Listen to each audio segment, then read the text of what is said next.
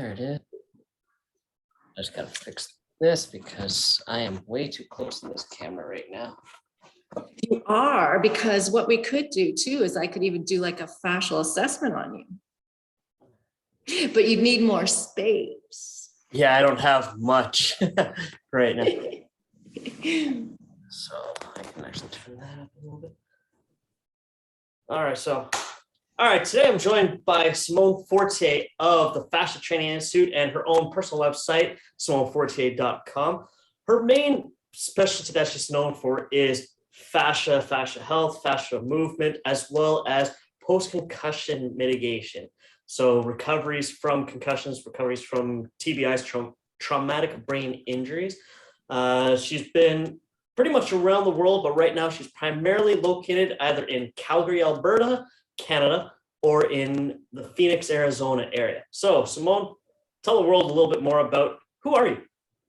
Who am I? Oh, okay. Well, kind of summed it up there. Actually, I'm live right now from Arizona, where it is beautiful and sunny. But a little bit about my history. So I really was one of the first people who primarily looked at fascia and how it affected treatment, injury, recovery, and performance, as well as really how it looked at the component with the brain. So I started teaching actually myofascial work in '97. And that, yeah, a long time ago. I was like always the youngest person. Now I'm not the youngest person, but I was always the youngest person doing stuff. And due to Bobsleigh Canada, I was working with the team there. That's how I met Charles Copeland. And then that's how I got down to Arizona, was through Charles, because really Charles was like, wow, you're doing stuff that nobody's doing. And Charles introduced me to Dr. Leahy. Dr. Leahy said the same thing. We had an amazing discussion about how the ART was a linear program working directly with tendons and doing specific lines, which may or may not affect the fascia permanently. So he's like, the stuff that you do really creates lasting change. And so that's really like the whole premise of when you work with the fascia, not the muscle system, you create lasting change. So that's really like my background was looking at how do we get the best result, the lasting result for people. And that's how Charles saw that, brought me to Arizona, and the rest kind of working with professional athletes and teams, and then the owners of the teams. And transitioning into the brain health piece was a personal journey because I ended up having 6 concussions myself, 2 from sports, 2 from car accident, or 4 from car accidents, which were severe. And I lost my hearing. I was deaf for 2 years. I've had every like ailment, nerve pain, post-concussion symptoms. But of my last concussion in 2014, I was really debilitated in many ways. My memory was affected, my languaging going right from left, even going, okay, this is your occiput. That's how bad my concussion was. And having ADHD, I was the 20% that don't get better. 80% get better within 4 weeks, no matter what you do. So if you work with them, you look like a rock star. But people like me, the 20% that don't get better, we're dismissed, or you kind of like piecemealing it together, like, oh, I'll see this person or this person. But people, the 20%, can't be an advocate for themselves because oftentimes they're distrusting, there's a lot of anger and whatnot. So really throughout that whole process myself, I created the dynamic brain healing protocol, which is a manual treatment, which goes back to the fascia, actually creating space in the cranium so that other modalities can work. I know it's kind of an interesting thing. So, but the fascia holds the brain and all the structures in suspension. But if there's compression and force, which is coming from the fascia, again, it affects your hormone system, and it affects the neurotransmitters, it affects everything. So I partnered with Dr. Braverman because his test was looking at neurotransmitters. And so I took that test incorporated in the dynamic brain healing. And that protocol there, that is my passion project because it really saved my life.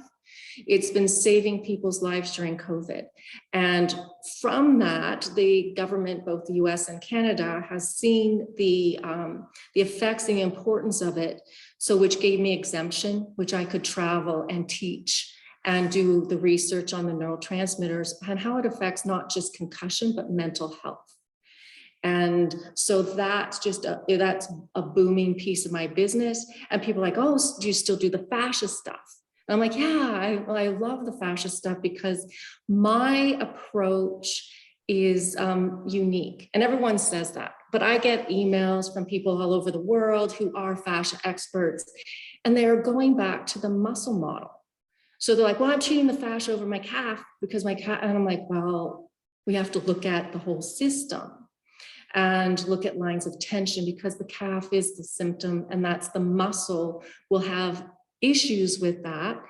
And so will the fascia around there. But if you just look at that, you're going back to the muscle model, if that makes sense, if I was clear enough with that. So I help people really focus on what fascia is globally. And, you know, you have anatomy trains and you have all those lines of tension, which is a language, so that we can speak the same language of fascia and what it means. But all those things are segmented and the fascia is not that. So every line, whether it's the lateral line, the spiral line, the front fascial line, the superficial, the deep, they're all affected at once. So again, yes, they're all affected at once. And how does that affect performance? How does that affect pain? How does that affect everything? And so my approach, my perspective is looking at it like that. And so it's kind of a cool, so that's in a nutshell, really a little bit more about the why and the how of fascia and the concussion stuff. So what is fascia exactly then? Because for people who don't know what fascia is necessarily, a simple thing to, if you've ever kind of taken a raw cut of beef, like a full tenderloin, strip loin. So the fascia itself is what the butcher calls the silver skin. It's that really strong tendinous, it's almost like natural saran wrap around the muscle itself that if you're butchering it, you gotta trim it off. But what is fascia in terms of the human body movement locomotion? Okay, so like for everyone, so yeah, when you look at that on the meat, it's the protective casing. And like just similar to saran wrap, you can cut saran wrap easily in a certain direction and not in another. So fascia is the same way. It has elasticity to allow for movement. So we're going to look at, yes, it protects everything, keeps it really in place. It's what gives your body form. So really how you're sitting, how your body moves is because of fascia. So it protects, it holds everything in suspension.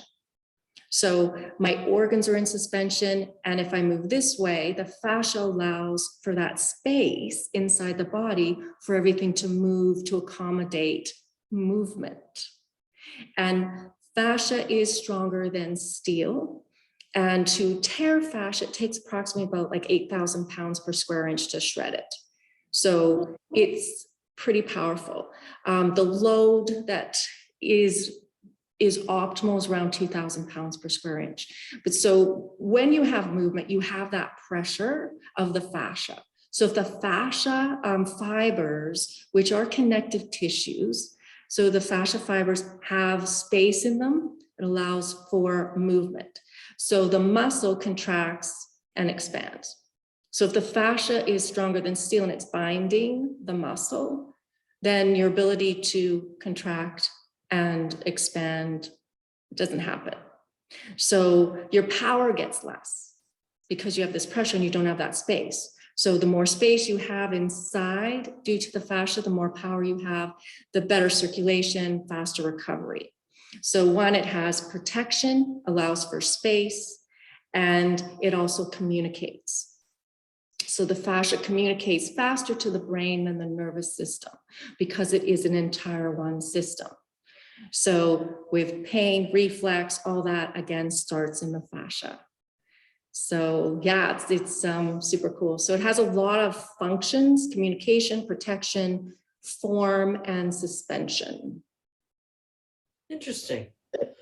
From that, from everything you've talked about in terms of that, how does the fascia and its ability for, or its kind of assistance in locomotion also impact with, because the other side you've gone down is with the brain health and TBI recovery. So how do those two kind of intermesh and tie into one another? So If they do. they do. So with the concussion piece, like I talked about the compression. So when you have force, external force all the time, so you're hitting your head, let's say 50 to 100 car accidents per an NFL football game. But really, the number one cause of concussion is falling.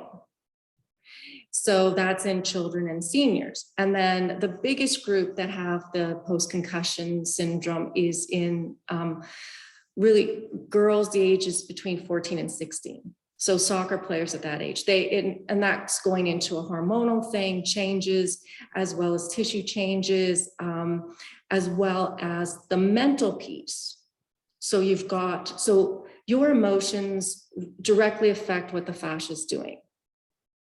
So let's start with breath. So if you're not breathing, you don't have that movement, the fascia, actually the fibers lay down. So they don't like shrink like people think, like people like, oh, we're going to stretch it. It's not like that. So the fibers actually lay down on top of each other. So they either get thicker or they are pliable. They're not getting that thickness, which feels like, it's really thick between your fingers, and people get it on, like now at 18 years old, 15-year-olds, like the Dowager hump. That's actually fascia, and it's forming and getting thicker because people's heads are so forward that the fascia is actually laying down more fiber so it can maintain that position. So with concussion, and we're looking at that piece, yes, the fascia is directly affected with that, because with concussion, it changes form changes function, and then lack of function creates pain. So then again, you're compensating, creates more pain, more change, but also too, there's so much to it. As you can see, I'm like so excited about, there's so much information to how the fascia affects concussion recovery, in the sense going all the way from hormones to vision, to hearing, to head position, to really the pain you could feel in your lower limbs. So working with the dynamic brain healing protocol, I worked with a rugby player, and he was 18 years old, and he had never been able to do a full squat. And of course, he's hit his head and all this. I'm like, well, everybody's worked on the fascia on your legs and your hip flexors and all that sort of stuff. And I don't know, the light changed outside, so sorry about that. I don't know what's going on out there. And so I'm like, everyone's worked on really on the muscle system, and like athletic therapists, everyone, great people. But I'm like, let's start looking at your brain. So we just did the dynamic brain healing protocol on him. He could completely do a full squat.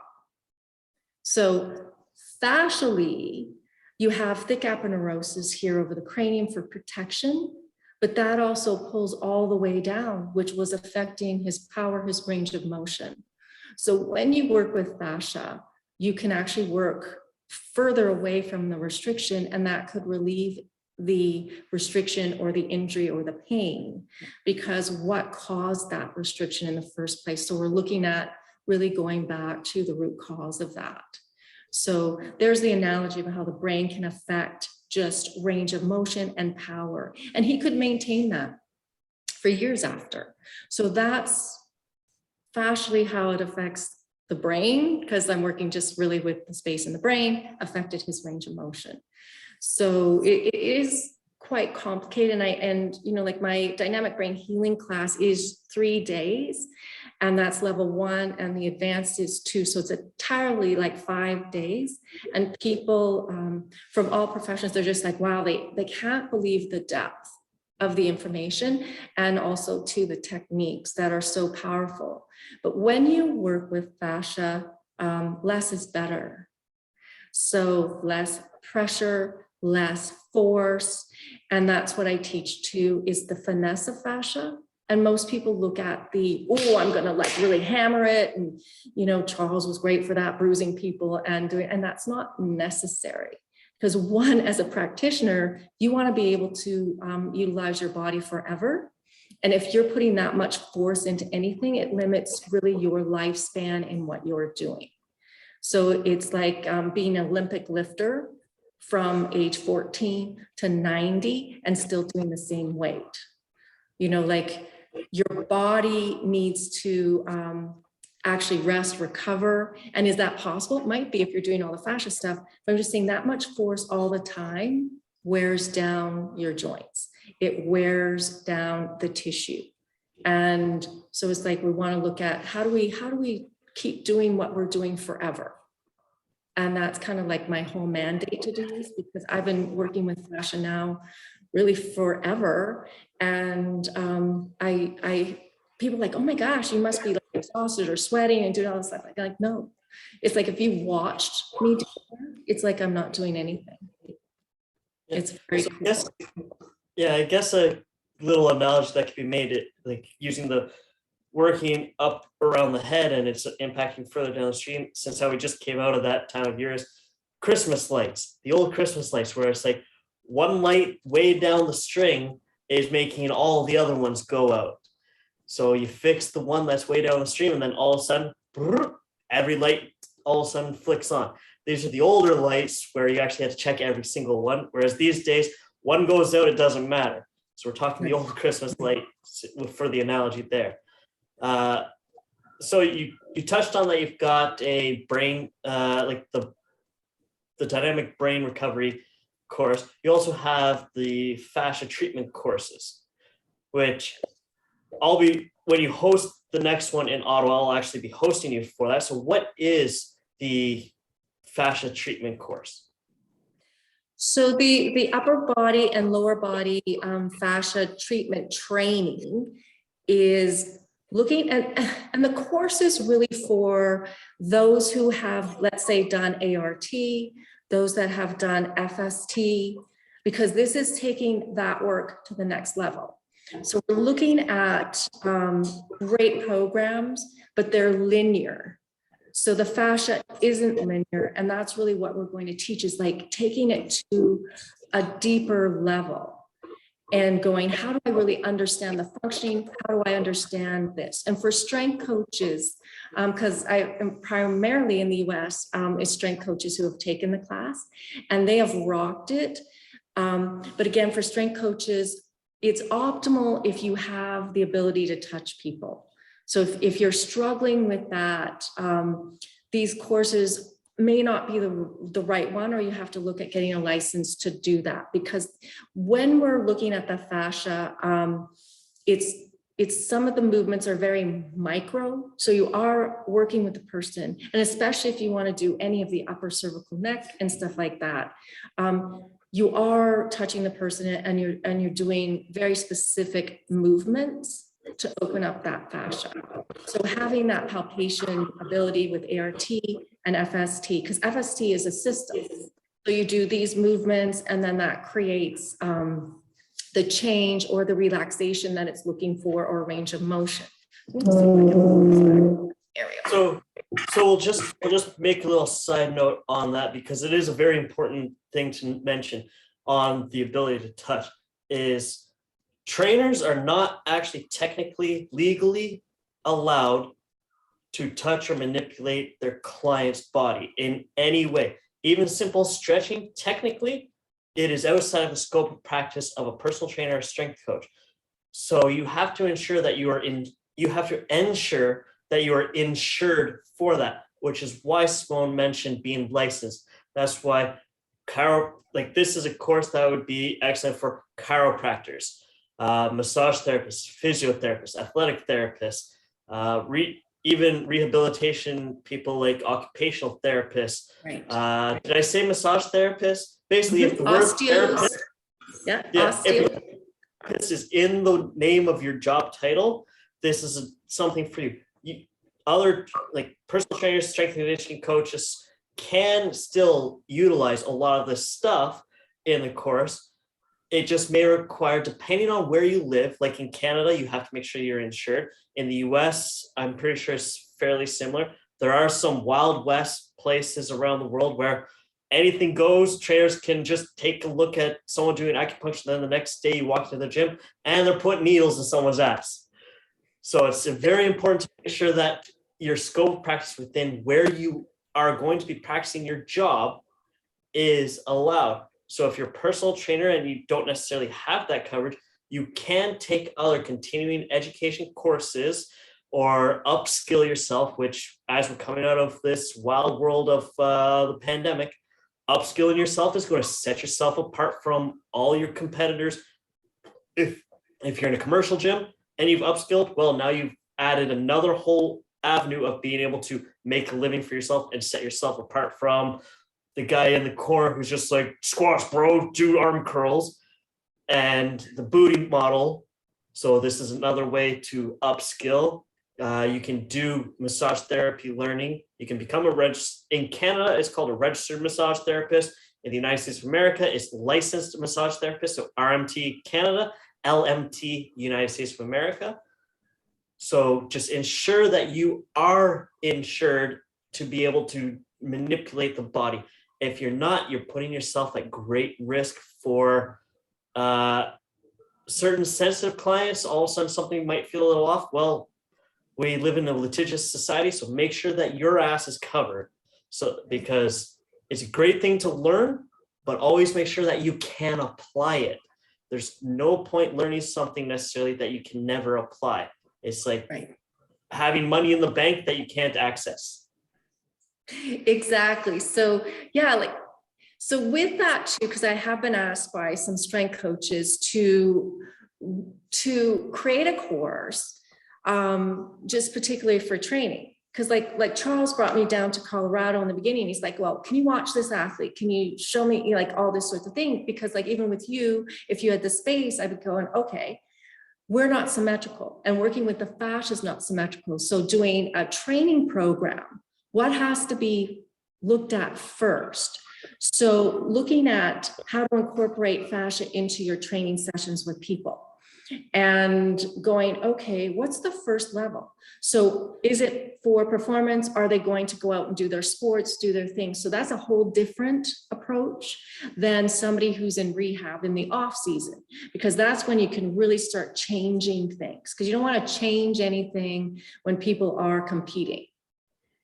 So when they're competing, what people have been doing, which they get really instant results with, is the reflex work, reflex retraining. Boom, just do a quick thing. The person, it's just like turning a light on, their brain switched on, their fascia switched on for a short period of time. So that's necessary for the people performing. And then the people that are in the off season, how can we change this? Because if you are in the top 1%, that 0.001% of power makes a huge difference. So if you can't access that during the season, then what do we have to change fascially for you to be able to access that during this season? So with that, people can take 4 to 5 days to integrate the work. And then when that happens, then their strength changes. And so like one of the strength coaches, when I was teaching in Arizona, doing a whole program, I'm like, okay, no training, no anything for 2 days. And that was a big deal because they were training for a specific sport. And I'm like, okay, no, 2 days off. And then he went into the gym and actually increased 10% in the lift in just that 2 days, and I guess that's not my lane, so I don't record that and track that, but apparently that was a big change. So just by creating that space, they could access that power, and then their strength went up. But you need that time in between. And so when they're, again, performing, doing their sport, they can't do that. It has to be in the time off. So the timing is very different. And so for strength coaches, I can do a totally different program for them if they're not allowed to really touch people, and or if they want to really train someone fascially. Because there's a lot of things out there saying, yes, every time you move, every time you lift a weight, that is fascia. But is it directly or indirectly affecting the fascia? And I like to directly affect the fascia. So the training in the strength program would not be symmetrical until the fascia is symmetrical. And that's a really hard thing for people to get around. And especially like, no, we got to, and no, not until there's balance. And when there's balance, that's when you can actually train symmetrically. And so it's a very kind of different, unique look, and that you do need time. And you can do it quickly in, like, let's say if you have a few weeks or even a week, but it's intense. So the person, while they're changing, everything changes, their proprioception, their balance, all of that. But then when they actually go do their sport, the power's there. So it's pretty cool. So that's something that I could create for them. But for the upper body that we have scheduled at some point in 2022 in Ottawa,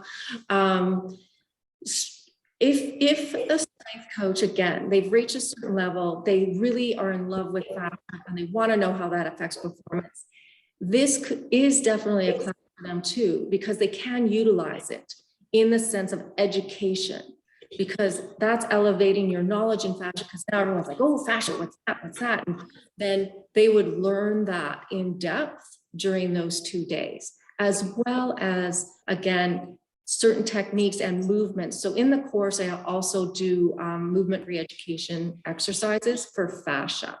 So learning the tempo of fascia is different than the muscle training. So how do you re-educate the fascia? So again, the knowledge and that ability to do that, they wouldn't even have to touch anybody if they're not allowed to. But for the other therapists, because again, people are like, oh yeah, I know fascia. And like a lot of the athletic therapists who really were the first students in my classes, they could not believe how much they didn't know about fascia and training. And it's limited in the education system. Like it's just the medical definition of what fascia is, not how you can apply it and how to really use it in rehab. So they were like, wow, it is again unique. It's a different look at stuff. So it's cool. Yeah, so as you mentioned, at some point in 2022, originally we were supposed to host Simone here this last weekend. Yeah, of 2022 of January, but because we're currently in what's referred to as a modified step 2, aka gyms and anything where you enjoy life are closed for the time being, but reopening this upcoming Monday. So as the world kind of stabilizes a bit more, is when we'll get Simone actually truly scheduled to come out to host her course here in Ottawa. We'll also work on potentially getting that catered with some good healthy food, since how the location is just a little bit off the beaten path. It's by major highways, but it's still like, might as well bring the food to everybody instead of having everyone go try to find food. And we'll also work on finding accommodations nearby, or well, in Ottawa, everything's still relatively nearby. It's a large city with a small city feel. It's a weird place like that. Like the geographic area is larger than, I think, it's like the 4 other biggest cities in the country, but everyone basically just lives along a highway here.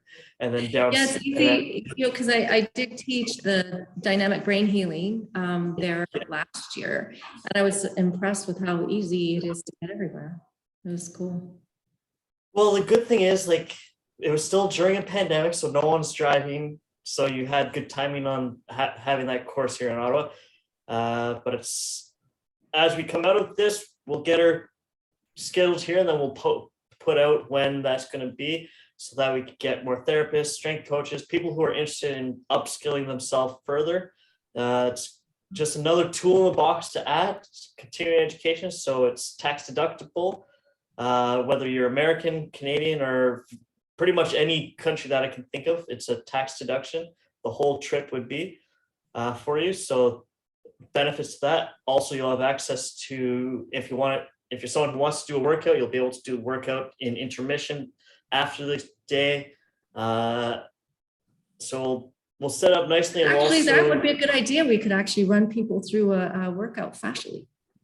yeah, and we'll also the other thing is we'll look at also getting any supplementation sponsored for the event as well. We'll look at doing all that so that we can add. I always try to look at ways that we can add more in to make it even better value to the person that's going to be making a trip, because Ottawa is not necessarily a destination for people, but we can make it a destination. That's right. And too, with the nutrition piece, fascia, the nutrition of fascia, we could add that in there. And with the, if there's a sponsorship with a supplement company, because the fascia needs different nutrition and how to take it and all that sort of thing. So yeah, that's super awesome. So we'll look at, when's the weather better? Yeah, so as soon as we'll look probably when it's warmer for one, because then we can also have the garage door open and get nice fresh air at the same time. And we'll get Simone booked in for that as soon as we start to know what the world is going to look like a little more sanely. And other than that, it's like, I'm personally going to thank Simone for taking the time out today to get this done. We've had back and forth of trying to figure it out with a little bit of a time zone change and whatnot. So it's always good to have her out. So Simone, here's where you can tell people where they can find you, follow you, not in a stalker way, people, but where they can find you, follow you, and where they can also get in contact with you. Okay, so there's the fasciatraininginstitute.com, and you just click on the product section. Not all the classes are up there. So if you want to reach out and if you want interested in a course near you, which is Arizona, Texas, Ottawa, just email info@simonefortier.com. You could also reach out to me on Facebook, Simone Fortier, or Fascia Training Institute, which I prefer because all the courses in that actually go through the Facebook page of Fascia Training Institute on Facebook and Instagram, the Fascia Training Institute, or Simone Fortier. Simone Fortier is more for the coaching, the counseling, the fascia treatment, and the Fascia Training Institute is really for the courses and to support practitioners and strength coaches and trainers, and all that is in the Fascia Training Institute. So basically, if you Google Simone Fortier, I should pop up, or the Fascia Training Institute for all the classes. So cool. That's perfect. And thank you. Anything else? Any other contact that I should say? I'm on Twitter too, like. Not that I can really think of, but that's a great way for us to kind of wrap this all up. So if you could think of the number one focus people should have when they're thinking about fascia, what would it be? Think globally. Perfect.